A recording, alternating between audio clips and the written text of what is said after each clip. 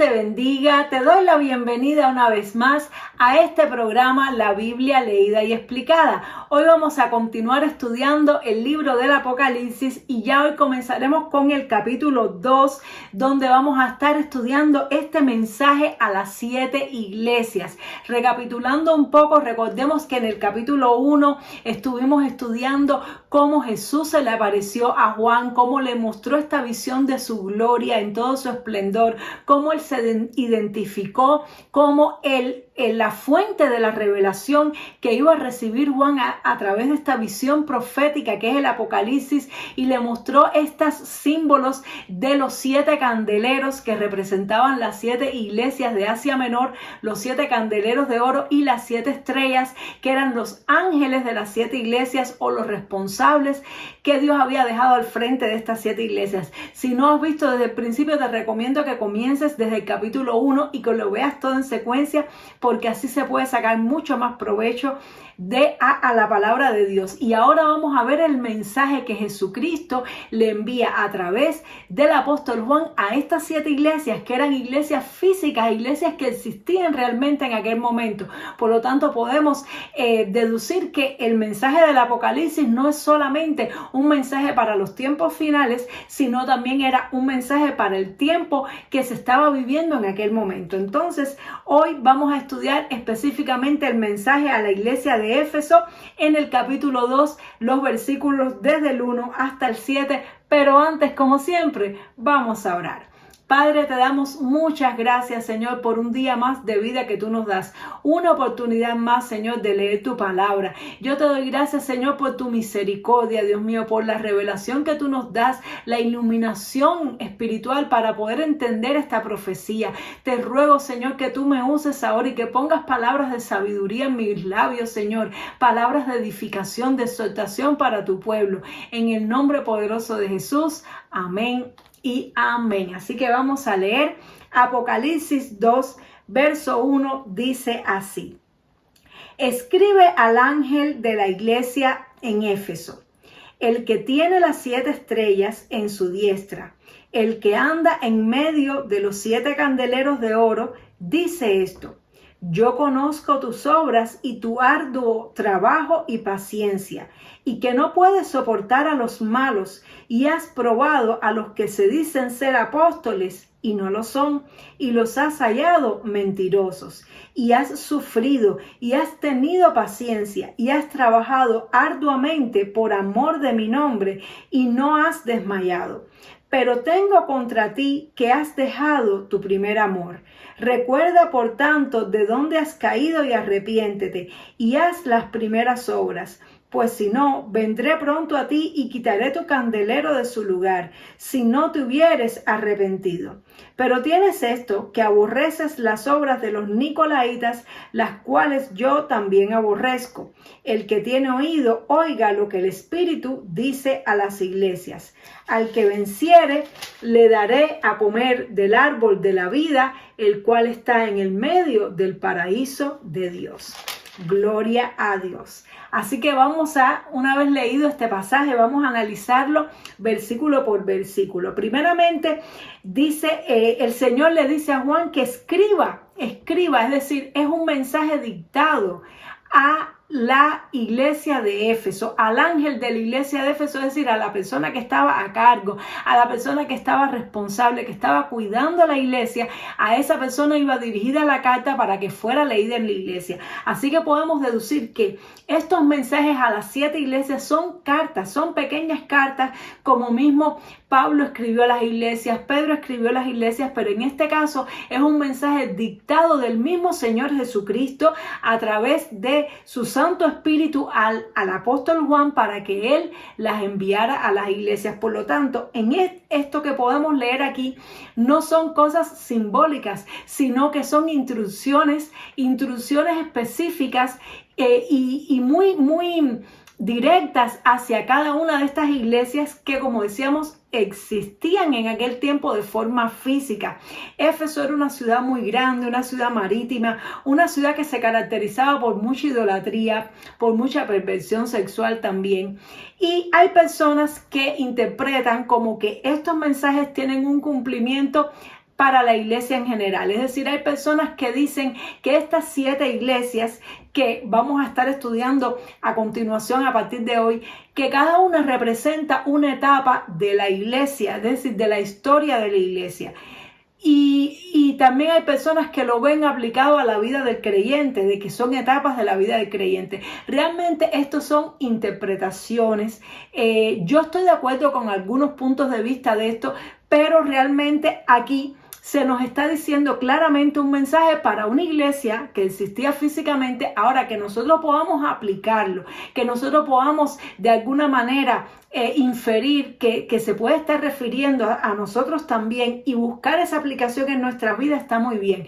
Pero literalmente el primer objetivo que tenía este mensaje era amonestar a esas iglesias en particular. Ahora, claro, al ser las características que se van a explicar en estos mensajes, ser de un tipo de vista, un punto de vista muy universal, de ser problemas que pueden enfrentar todos los creyentes, pues podemos deducir que tiene aplicación en nuestras vidas y de todo le podemos sacar aplicación, así como cuando leemos Romanos, Corintios, que son mensajes específicos para una iglesia, pero nosotros lo aplicamos a nuestra vida, también lo podemos aplicar.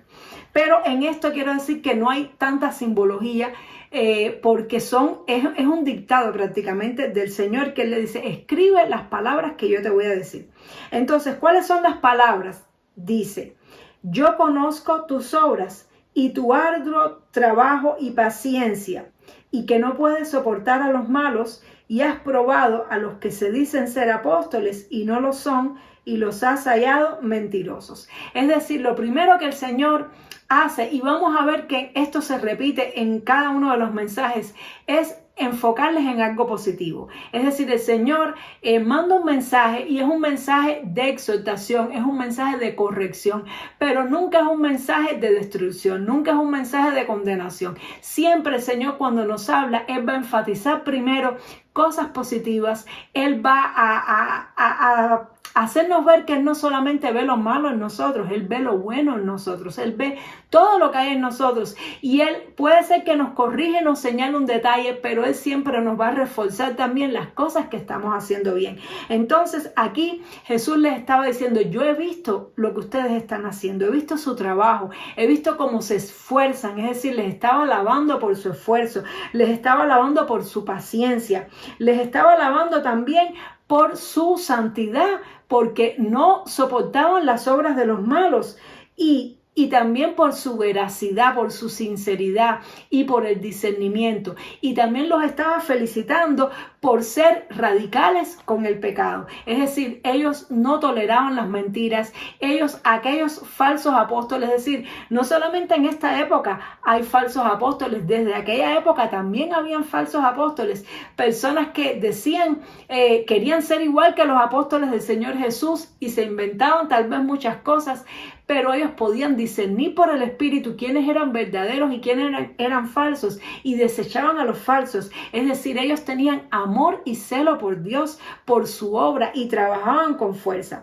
Pero además dice, y has sufrido, y has tenido paciencia, y has trabajado arduamente por amor de mi nombre, y no has desmayado. Es decir, que ellos estaban padeciendo probablemente persecución, estaban padeciendo probablemente burlas de las personas que no conocen a Dios, y ellos habían soportado, y Dios les está alabando eso, les está diciendo, he visto todo eso, y lo tengo presente, lo tengo en cuenta. Es decir, que el Señor mira todas nuestras cosas, las buenas y las malas, y Él valora el esfuerzo que hacemos por Él. Él lo valora y lo tiene muy presente. Ahora, después que Él refuerza lo positivo y les afirma con estas palabras para que ellos puedan sentir el amor, el cuidado, para que puedan sentir que el Señor les aprueba, les ama, pues entonces ahora el Señor va con la corrección. Dice, pero tengo contra ti que has dejado tu primer amor.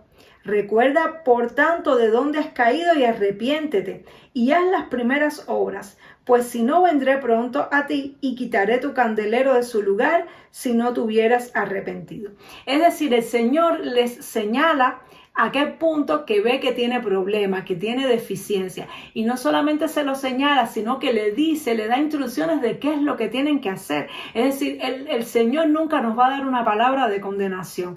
Cuando nosotros sintamos una palabra de condenación, eso no viene de Dios. El Señor nos corrige, pero nos da la salida. Nos señala lo malo, pero nos dice cómo corregirlo. Nos dice qué tenemos que hacer para arrepentirnos de las cosas que estamos haciendo mal. Y en este punto específico, lo que estaba haciendo mal esta iglesia es que había dejado su primer amor. Había dejado, y este primer amor, según mi punto de vista, tiene que ver con la pasión y con la adoración, con el lugar que ocupa el Señor espiritualmente en nuestros corazones. ¿Y qué pasa? Que cuando nosotros venimos a los caminos del Señor, cuando nosotros conocemos a Cristo, nosotros somos impactados por el amor de Dios. Y casi siempre respondemos con mucha pasión, respondemos poniendo al Señor como el centro de nuestras vidas. Todo queremos hacer para agradarle, todo queremos hacer para honrarle y le estamos adorando todo el tiempo. Damos gracias por los detalles, por las pequeñas cosas. Vemos al Señor en todas las cosas de nuestra vida. Pero a veces con el decursar del tiempo, lo que al principio nos asombraba ya se nos vuelve cotidiano. Y cuando viene a ver, pues hemos aprendido las cosas. A veces hemos aprendido el vocabulario cristiano, a veces hemos aprendido lo que es bueno, lo que es malo, hemos aprendido lo que tenemos que hacer. Y es como que en un momento determinado andamos como piloto automático. Ya no hacemos tanto las cosas porque realmente nos apasionan, ya no nos maravillamos con las cosas lindas que hace Dios, ya no tenemos a Dios a veces en el centro de nuestro corazón, en el centro de nuestros pensamientos, pero sin embargo sabemos lo que es correcto, sabemos lo que a Dios le agrada. Y esto es algo tremendo, porque eso significa que tú y yo podemos estar sirviendo a Dios esforzadamente. Tú y yo podemos estar siendo celosos con la obra de Dios, velando por lo bueno y por lo malo, haciendo lo correcto, desechando lo malo, soportando pruebas, teniendo paciencia, y que el Señor no sea el primer amor de nuestra vida, y que ya nuestro corazón esté anhelando o esté nuestro pensamiento puesto en otras cosas. Es decir, podemos estar sirviendo a Dios con excelencia, pero que en el centro de nuestra vida, que nuestra mente, nuestro corazón, todo no esté centrado en el Señor. Y para el Señor es más importante esto que lo que tú y yo hagamos. Cuando nosotros somos nuevos convertidos, muchas veces no podemos hacer mucho en la obra del Señor porque todavía estamos empezando, porque no sabemos cómo funcionan las cosas, porque nos falta muchísimo por aprender y queremos a veces avanzar y vemos que no podemos y nos entra una frustración. Pero hay una característica, y es que el Señor es el centro de nuestra vida. ¿Y cómo se ve eso? Por nuestras palabras. De la abundancia del corazón habla la boca. Cuando Jesús es el centro de tu vida, cuando el Señor es tu primer amor, tú vas a hablar de lo que te apasiona. Cada uno de nosotros va a hablar con su boca de lo que le apasiona. Cuando tú llevas hablando con una persona entre 15 y 30 minutos, tú te vas a dar cuenta de cuál es su primer amor, porque es aquel tema que te ha repetido más veces, que sin tú preguntarle te ha hablado de ese tema, ya sea el deporte, ya sea su trabajo, su profesión, ya sea un familiar, su esposo, su esposa, su hijo.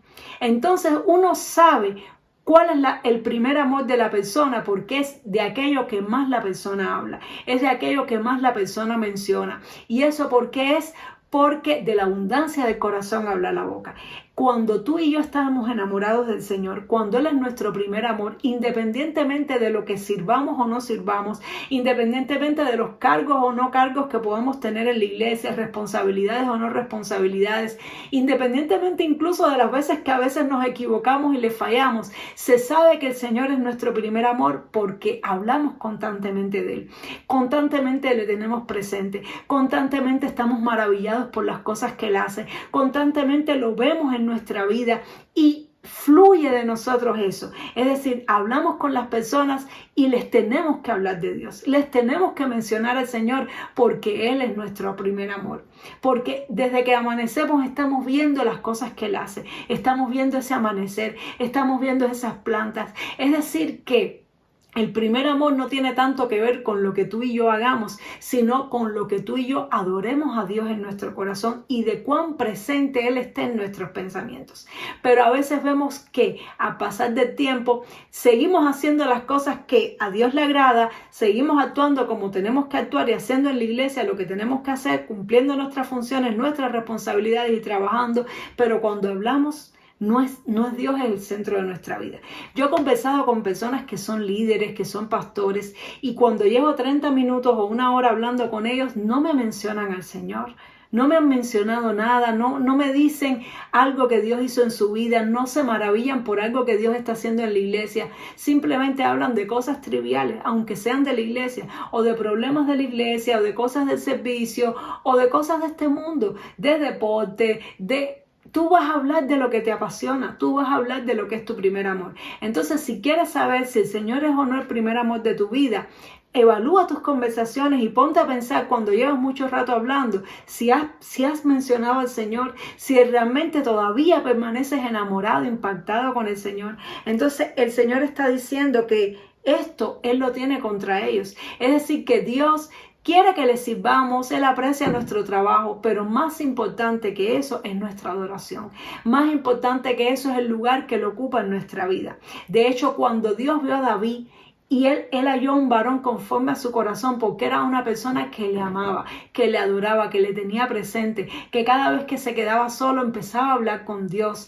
Y por eso fue que cuando vio a Goliat, él tuvo que mencionar a Dios. Cuando llegó un momento de la guerra que estaba Goliat, ahí todo el mundo de qué hablaba, de lo grande que era Goliat, de lo tremendo que era Goliat, de cómo no lo podían vencer, pero nadie mencionaba el poder de Dios, nadie mencionaba la obra de Dios. Pero como David estaba enamorado de Dios, como era su primer amor, él dijo: ¿quién es este filisteo incircunciso que está enfrentando al ejército del Dios viviente? Jehová te entregará en mi mano. Estaba constantemente la palabra, el nombre de Dios en su boca. ¿Por qué? Porque Dios era su primer amor. Entonces, tenemos que cuidar esto, hermano, porque esto es más importante. Y miren qué tremendo es que dice: recuerda por tanto de dónde has caído. Es decir, acuérdate cómo era tu corazón, no tanto tus obras, sino tu corazón. ¿Cómo era tu corazón cuando te convertiste? Y yo me lo digo a mí misma también. ¿Cómo era mi corazón cuando me convertí? ¿Cuánto hablaba con Dios? ¿Cuánto tenía a Dios presente en mis pensamientos? Dice: y haz las primeras obras. Es decir, esas son las obras que yo quiero que tú hagas, dice el Señor. Más que el esfuerzo que tú hagas por servirme, yo quiero que tú me tengas presente. Yo quiero que tú te propongas buscarme. Yo quiero que tú leas mi palabra. Cómo nos bebíamos la palabra del Señor. Cómo nos faltábamos a un culto. Cómo cada vez que se cantaba llorábamos en su presencia, ¿verdad? Pero a veces, como dice una pastora que conozco, a veces lo cotidiano, lo sagrado se nos vuelve común. Y cuando lo sagrado se nos vuelve común, es muy triste. Entonces, que lo sagrado no se nos vuelva común, que las cosas maravillosas de Dios no se nos vuelvan como algo trivial, que no nos cansemos de adorar y de asombrarnos con las cosas lindas que Dios hace. Si tú sientes que te ha pasado esto, pídele perdón a Dios, arrepiéntete, porque a lo mejor tú dices: bueno, yo no estoy en pecado, yo no hago nada malo, yo vivo en santidad, pero el Señor es el centro de tu vida. O has desplazado al Señor y has puesto tu trabajo, has puesto tu deporte, has puesto tu mismo ministerio, tu éxito, el dinero. ¿Qué tienes en el centro de tu vida? ¿De qué habla tu corazón?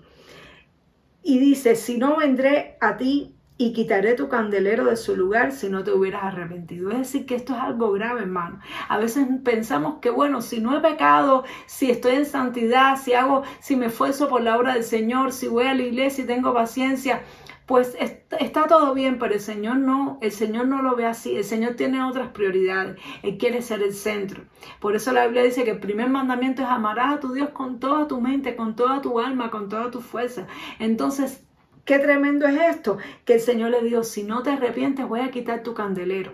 Es decir, voy a quitar de alguna manera la protección. Es decir, ¿cuán significado tan fuerte puede tener esto de que voy a quitar tu candelero? Voy a quitar tu posición, voy a quitar tu luz. ¿Por qué? Porque no estás brillando con mi luz, estás sacando cosas de la carne. Porque cuando tú y yo estamos llenos de cosas de la carne, eso es lo que vamos a hablar, hermano, y eso es lo que vamos a ministrar.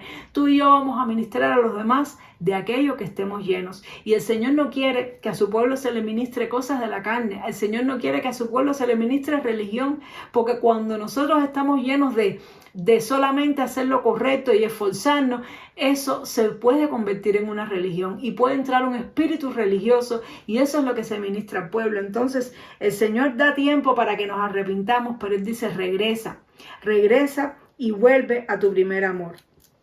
Y luego los vuelve a afirmar, los vuelve a consolar y les dice: pero tienes esto, que aborreces las obras de los nicolaitas, las cuales yo también aborrezco. Estos nicolaitas no se sabe bien por los historiadores bien qué